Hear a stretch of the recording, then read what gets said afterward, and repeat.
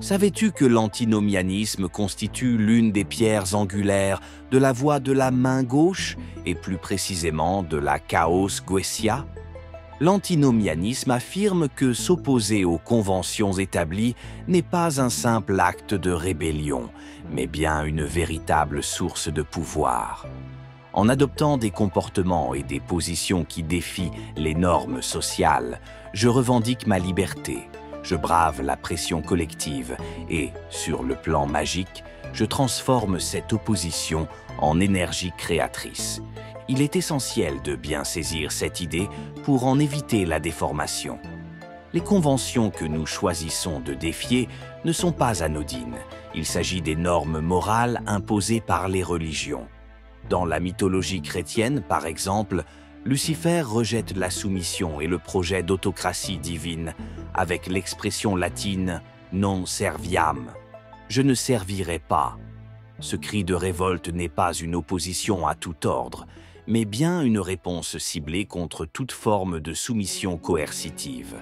Le credo des religions abrahamiques ordonne que ta volonté soit faite, donc suivre la volonté d'une entité invisible. La Chaos Goetia proclame en revanche « non serviam », c'est-à-dire que ma propre volonté individuelle d'être humain soit faite.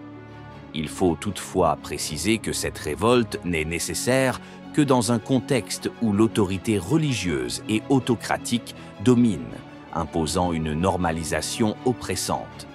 Dans une société qui respecte pleinement la liberté individuelle, la libre pensée et l'égalité des chances, l'antinomianisme perdrait sa raison d'être.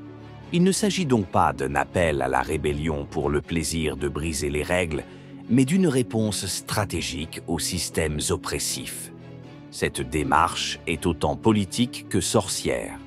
En refusant la coercition et la normalisation, nous rejetons une société hiérarchique et prédatrice, symbolisée par l'image de la croix et le Notre Père qui insiste sur la soumission, la dictature céleste, pour promouvoir une vision libérale et postmoderne.